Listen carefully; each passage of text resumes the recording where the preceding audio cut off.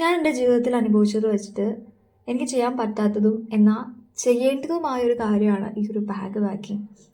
ഞാൻ ഏതാണ്ട് കോളേജിൽ പഠിക്കുമ്പോൾ മുതൽ തുടങ്ങിയതാണ് എൻ്റെ ഈ ഒരു പ്രശ്നം. എന്താണെന്ന് ചോദിച്ചിട്ടുണ്ടെങ്കിൽ എനിക്ക് ഈ ബാഗ് പാക്കിങ് തീരെ ഇഷ്ടമുള്ളതൊരു കാര്യമാണ്. ഇപ്പം ഞാൻ എറണാകുളത്ത് നിൽക്കുന്നത്. അപ്പോൾ എറണാകുളത്ത് നിന്ന് എൻ്റെ വീട്ടിലേക്ക് വരുമ്പോൾ എറണാകുളത്ത് നിന്ന് ബാഗ് പാക്ക് ചെയ്യുമ്പോൾ അയ്യോ ഞാനില്ലാതെ എറണാകുളം ഓടുമോ, ഇനിയിപ്പോൾ ഇവിടുന്ന് ബസ്സിൽ കയറണ്ടേ, കോട്ടയത്തേക്ക് പോകണ്ടേ, ബസ്സിൽ ഇരിക്കണ്ടേ, യാത്ര ചെയ്യണ്ടേ, കാറ്റ് കൊള്ളണ്ടേ, വെളിച്ചം അടിക്കണ്ടേ, അങ്ങനെ ഒരുപാട് പ്രശ്നങ്ങൾ എനിക്കുണ്ടാവും. പക്ഷെ വീട്ടിൽ ചെന്നാൽ ഇതിൻ്റെ ഒക്കെ ഒരു സൊല്യൂഷനാണ്. എനിക്ക് വീട്ടിൽ നിന്ന് പോകാനേ തോന്നത്തില്ല.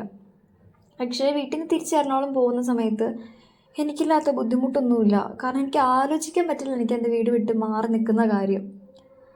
എല്ലാവർക്കും അങ്ങനെ തന്നെയാണെന്ന് എനിക്കറിയാം. കാരണം എല്ലാവർക്കും അവരുടെ ഒരു പീസ്ഫുൾ സോൺ അല്ലെങ്കിൽ കംഫർട്ട് സോൺ എന്നൊക്കെ പറഞ്ഞാൽ അവരുടെ വീട് തന്നെയായിരിക്കും അല്ലേ. ഞാൻ ഈ LLBക്ക് പഠിക്കേണ്ട സമയത്ത് കോളേജിലേക്ക് പോകുമ്പോൾ രാവിലെ ഞാൻ ഹോസ്റ്റലിൽ നിന്നുകൊണ്ടിരുന്നത്. അപ്പോൾ അമ്മ പറയും, എൻ്റെ പൊന്നു മോനെ നേരത്തെ എണീറ്റ് പോവുക, അല്ലെങ്കിൽ ട്രെയിൻ മിസ്സാവും, ബസ്സിന് പോകാൻ പറ്റുമോ നിനക്ക്, എന്തിനാ ഇങ്ങനെ ഇതാവണേ, അടുത്ത ആഴ്ച വരാമല്ലോ എന്നൊക്കെ പറയും അമ്മ പറയുമായിരുന്നത്. പിന്നെ അച്ഛ ഇപ്പോഴും പറയാറുണ്ട് ഈ പെണ്ണിനെ അടിച്ചിറക്കി വിട്ടാൽ പോലും വീട്ടിൽ നിന്ന് പോകത്തില്ലെന്ന്.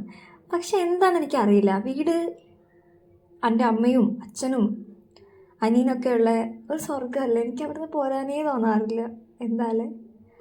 പക്ഷേ ലൈഫല്ലേ, മൂവ് ചെയ്തല്ലേ മതിയാവുള്ളൂ. അതുകൊണ്ട് ഇപ്പോൾ ബസ്സിൽ കയറി മൂവ് ചെയ്യുക. ഞാൻ നേരെ തിരിച്ച് എറണാകുളത്ത് എത്തിയിട്ടുണ്ട്. അപ്പോൾ അത്രയൊക്കെ ഉള്ളൂ.